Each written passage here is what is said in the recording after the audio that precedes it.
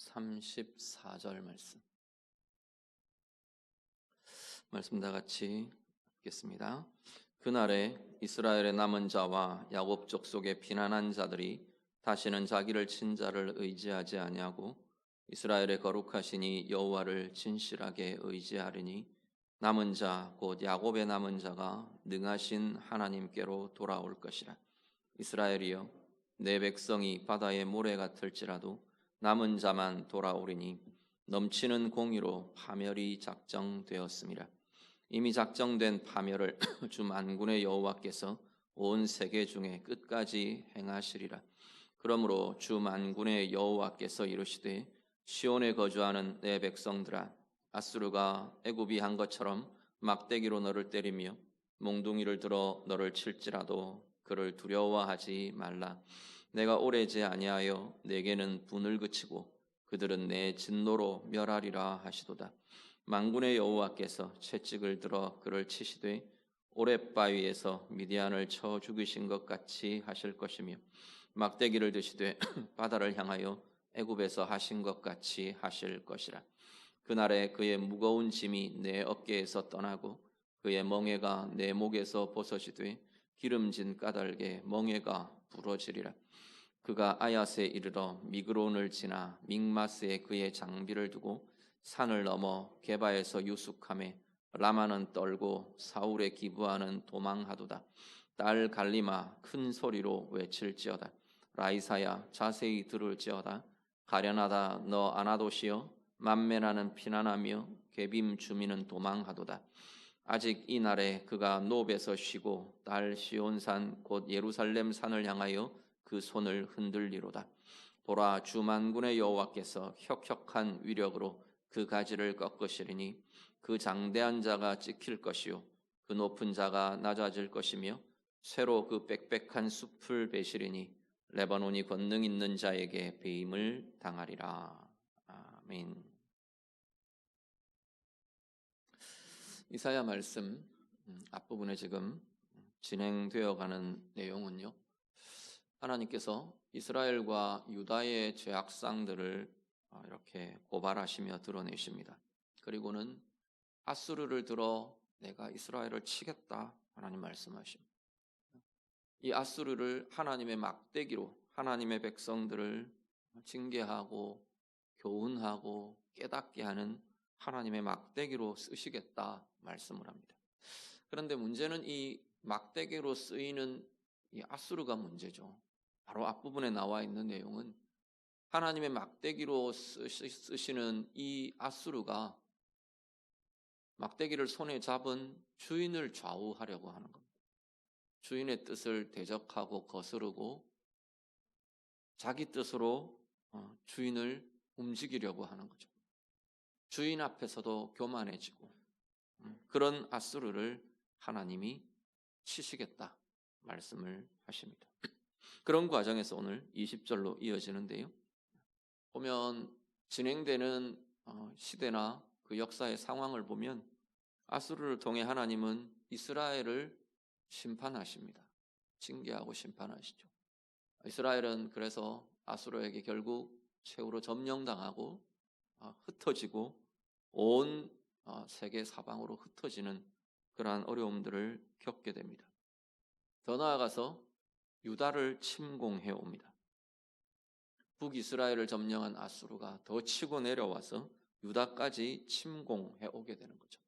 그런 과정을 하나님이 말씀하시면서 예견하고 말씀하시고 그렇게 하시면서 이런 고통과 환난 속에서 오늘 본문은 하나님의 남은 자들이 있을 거다 하나님께서 말씀하십니다. 그 상황 속에서, 그 환난 속에서, 그 고난과 심판이라는 상황 속에서도 하나님의 남은 자들이 있을 거다 말씀을 합니다. 그런데 이 남은 자라는 표현을 우리가 좀 주의해서 보셔야 될 것은, 남은 자는 죽지 않고 살아남은 자들, 단지 그런 의미가 아닌 겁니다. 이스라엘 사마리아가 함락당하고 이스라엘이 아수르에 점령당했는데 죽지 않고 또 더 나아가면 포로로 끌려가지 않고 그 땅에 남겨진 자들, 그런 의미가 아니라는 겁니다. 어떤 남은 자들이 가지고 있는 의미는 어떤 거냐면, 그 시대, 그 상황 속에서, 그 시대의 상황은 고난이고 환난일 수 있죠. 심판의 시기는 더더욱, 징계와 환난의 시기는 더더욱 고난과 고통일 수 있습니다. 그런데 그 시대와 그 상황 속에서 신실하게 하나님을 붙드는 자들, 이들이 남은 자들, 신실하게 하나님을 바라보는 자들, 고난과 환난을 통해 하나님께로 돌이키며 하나님께로 돌아오는 자들, 하나님께 나아오는 자들, 이들이 하나님이 말씀하시는 하나님의 남은 자들이라고 말씀하는 겁니다. 그 남은 자들이, 이어지는 내용은 뭐냐면, 그 남은 자들이 하나님을 정말로 의지하게 될 거다. 이 표현들은 여호와를 진실하게 의지하게 될 거다 말씀을 합니다. 그 시대나 상황은 뭘 의지했냐 하면, 자기를 치는 이 아수르를 의지했다는 거죠. 그런데 이 환난의 시기, 고난의 시기, 이것들을 통과하면서 하나님 정말로 신실하게 바라보는 남은 자들은 하나님을 정말 의지하는 자로 굳건하게 세워지게 될 거다 말씀합니다. 실제로 유다의 아하스 왕과 유다 백성들, 예루살렘 백성들은 아수르를 의지했어요. 아람과 북이스라엘의 연합군이 예루살렘을 쳐오니까, 침공해 오니까 아수르의 힘을 빌어서 이 위기를 모면하려고 했어요. 그런데 그게 결국은 패착이 되어서 아수르에게 빌미를 제공해 주는 거죠. 아수르가 이 아람과 이스라엘을 압박하고 나서는 결국 유다까지 쳐내려오는, 자기들이 의지했던 그 세력이 이제는 자기들을 치는, 자기들을 압박하고 공격하고 상하게 하고 위협하는 세력이 되어버리게 됩니다. 하나님 말씀하시면서 그 과정을 통과하며, 특히나 내가 이제 아수르를 치게 될 텐데, 그러면 더 이상 유다는 그들을 의지하지 않게 될 거다. 자기를 친 자를 의지하지 아니하고 말씀합니다. 그렇지 않고 정말로 의지하리가 누구인지로 남은 자들은 정말 보게 되고 돌이키게 될 거다 말씀을 합니다. 정말로 자신들이 의지할 이는 바로 여호와 하나님이시라는 거죠. 그래서 이스라엘의 거룩하신 이 여호와를 진실하게 의지할 거다. 누가요? 유다의 남은 자들이 그렇게 하나님 바라보며 의지하게 될 거다 말씀을 합니다.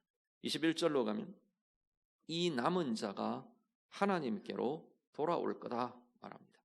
자, 이 남은 자가 돌아올 거다라는 이 문장은, 이 표현은 우리가 어디서 보셨느냐 하면, 이사야 7장에 가면 이사야 7장 3절 4절 가면 이사야의 아들 중에 스알야숲이라는 아들의 이름이 등장합니다. 이 아들의 이름 스알야숲이, 선지자의 아들의 이름들이 그 시대의 메시지가 되는 그러한 부분들이 되게 많았었죠. 임마누엘은 꼭 이사야의 아들이라고 해석하지는 않습니다만, 그 아기의 이름도 그렇고, 마엘 살랄 하스바스라는 아들의 이름도 그렇고, 이 스알야숲이라는 아들의 이름도 그렇습니다. 스알야숲이라는 이 아들, 이 이름이 갖고 있는 의미가 뭐냐면, 남은 자가 돌아올 거다라는 의미인 거죠. 그 아들을 낳고 그 아들의 이름을 지을 때부터 하나님께서 이 일들을 진행시켜 오고 계시는 거죠. 하나님의 계획과 하나님의 일하심이 계속 진행되고 있음을 보여주고 있는 겁니다. 또 다른 한편으로는 그 아이의 이름을 부르게 할 때부터 그 시대를 향한 하나님의 메시지가 계속 동일하게 주어지고 있는 거죠. 남은 자는 돌아올 거다. 남은 자가 돌아올 거다. 나를 향해 돌이키라는 거죠. 돌이키는 남은 자가 되라고 이야기를 하시는 거죠. 하나님께서 너희야말로 하나님께로 돌아오며 하나님께로 돌이키며 신실하게 하나님을 의지하는 이 시대의 남은 자가 되어야 한다라고 계속 말씀하고 계시는 겁니다. 남은 자들 외에는요, 하나님의 공의가 진행되고 나타날 때 이 남은 자들에게는 구원이 되지만, 그렇지 않은 이들, 하나님께로 돌이키지 않는 이들, 하나님을 대적하며 하나님의 공의에서 멀어져 있는 이들은 하나님의 공의가 실현되고 드러날 때 결국 그들에게는 파멸이, 오늘 본문에 그 이야기를 합니다. 작정된 파멸이 임할 거다라고 이야기합니다. 하나님의 공의는 그 공의에 위배되고 공의와 충돌하고 대적하는 세력과 이들에게는 깨지는 거죠. 하나님의 공의가 굳건히 서고 하나님의 공의가 세상 가운데 시행되고 펼쳐질 때는 그 공의를 대적하는 세력, 사람들은 깨지는 것을 보게 되는 거죠.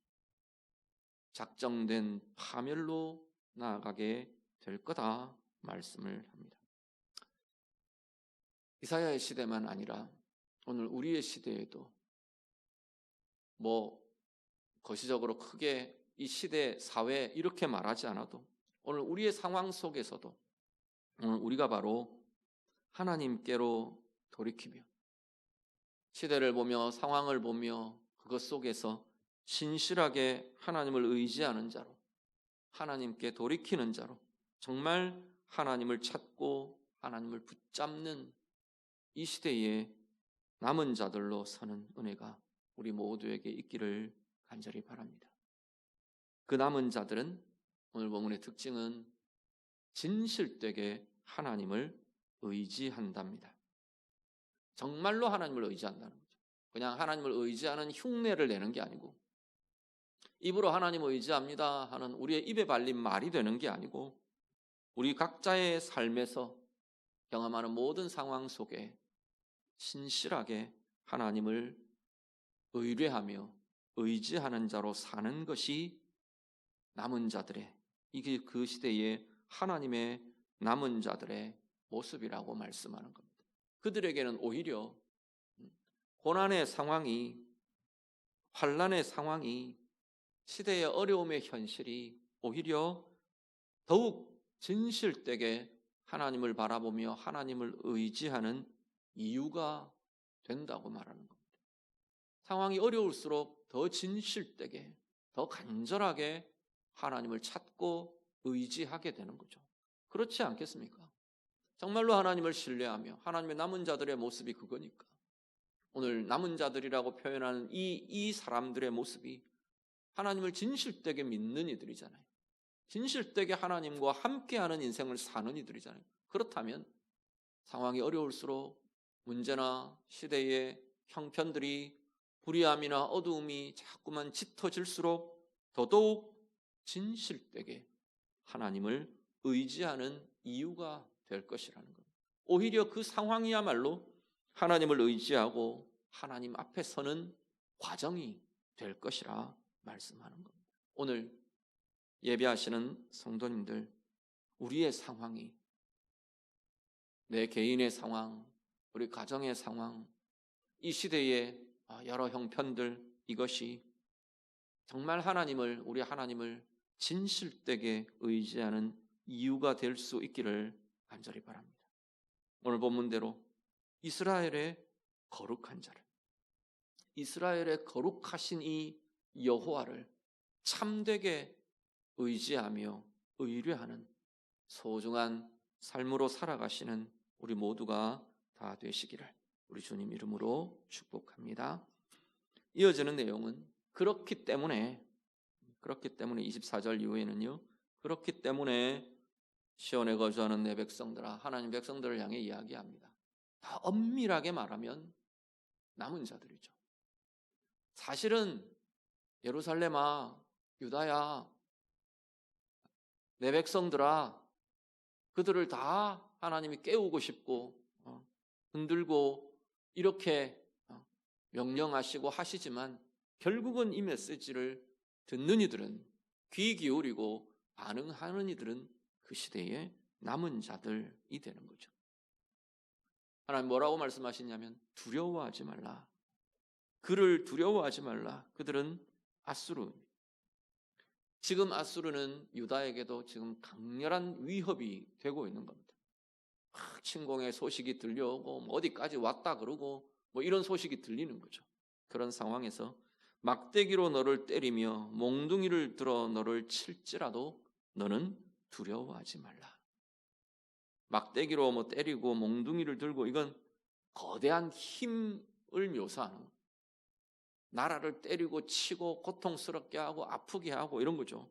거대한 힘, 거대한 세력, 또 폭력, 고통, 위협, 이것이 휘몰아쳐도 너는 두려워하지 말라 말씀합니다. 왜냐하면 25절에 보면 왜냐하면 내가 오래지 아니하여 너에게 대해서는 분을 그치고, 여기 너는 시온이죠. 예루살렘이고 유다고 하나님 백성들이죠. 하나님 백성들을 향해서 내게는 내가 분을 그치고 노함을 그치고, 그들은 아수르죠. 그들은 내 진노로 멸할 거다. 하나님 약속을 보여주시는 겁니다. 그러니까 내 손에서 얼마 오래지 않아 징계를 받고 멸하게 될 그 세력 때문에 너는 두려워하지 말라 하나님께서 말씀을 하고 계십니다. 이 이야기는 하나님 백성들 입장에서 보면 하나님의 긍휼이 하나님의 백성들을 지금 향하고 있는 거죠. 하나님, 내가 지켜주겠다, 보호하겠다, 너희를 위협하고 너희를 압제하고 너희를 상하게 하는 세력을 내가 깨겠다, 하나님 말씀하시는 거잖아요. 하나님 백성들 입장에서는 하나님께서 지켜주겠다, 보호하시겠다는 약속이 되는 겁니다. 나는 너희를 긍휼히 여긴다는 거죠. 너희에 대해서 진노를 그치고, 사실 유다도 예루살렘도 이스라엘도 똑같이 하나님의 진노를 받아 마땅한 상황이에요. 그 앞에 쭉 나열한, 하나님이 나열하고 고발하신 내용들이 그런 거잖아요. 별로 다른 이민족과 다르지가 않는 거예요. 그럼에도 불구하고 하나님의 말씀은 뭐냐면 내가 너희를 긍휼히 여기겠다는 거예요. 그래서 내가 너희를 불쌍히 여겨서 너희를 향한 나의 진노를 그치겠다, 거두겠다, 하나님 말씀하시는 거죠. 하나님의 긍휼이, 하나님의 보호하심이 나타나고 감싸는 그들이 하나님의 백성들의 삶이고 모습이라고 말씀하는 겁니다.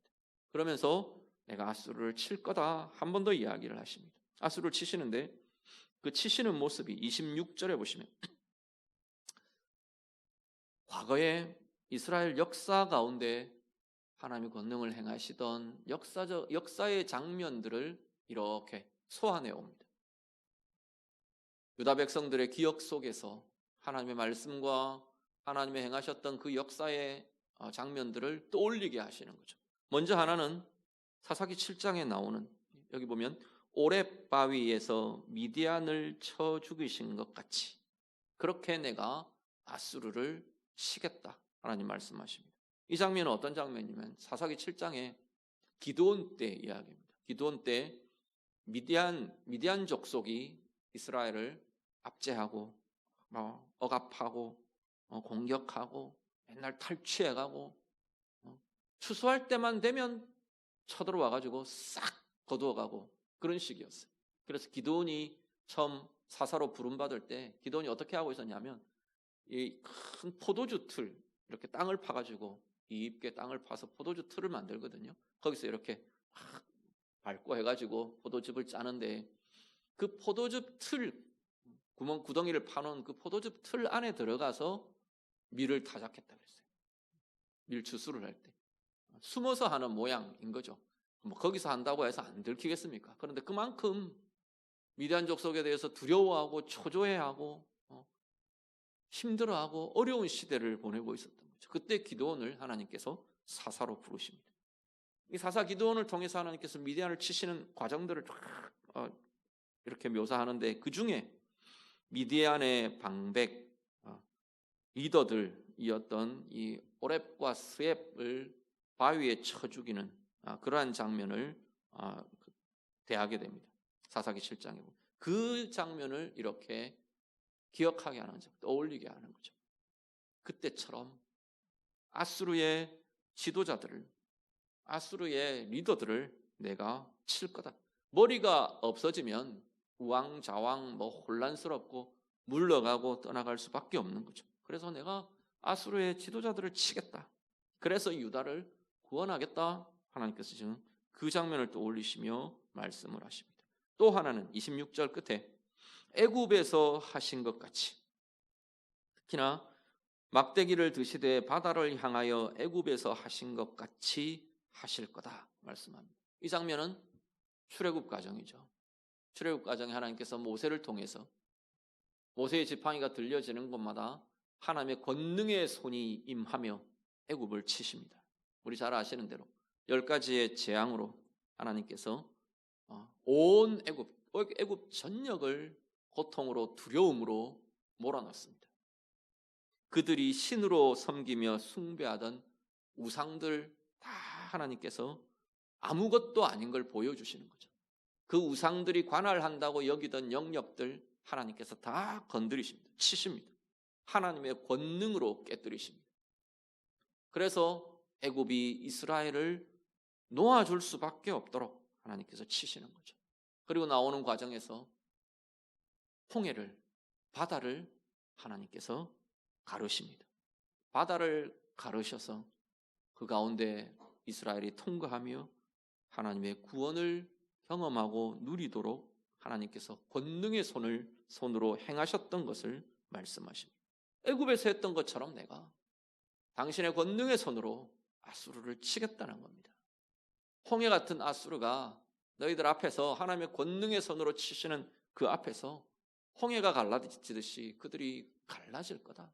물러갈 거다. 바닷물이 물러가듯이 그들이 싹 쓸려 물러가게 될 거다.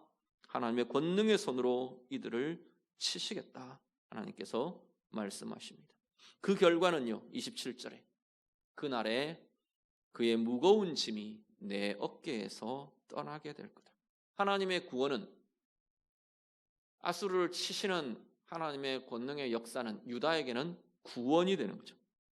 하나님의 구원은 그들에게 짐을 벗기는, 그들의 어깨를 짓누르고 그들의 영혼과 잔뜩 온 마음과 인생을, 온 삶을, 시대를 짓누르는 이 무거운 짐이 떠나가게 될 거다. 제거되게 될 거다. 하나님께서 말씀하십니다. 무거운 것, 짐은 무거운 거죠. 무겁게 짓누르는 것, 구속하는 것, 압제하는 것, 짓누르는 것, 이것 떠나가게 하겠다. 제거하겠다. 하나님께서 말씀을 하십니다. 28절, 29절 쭉 이어지는 내용에 28절부터 31절까지 쭉 이어지는, 32절 상반절까지 이어지네요. 여기 보면 이 가나안 지역의 지명들이 12개가 쭉 이어집니다. 나열이 됩니다.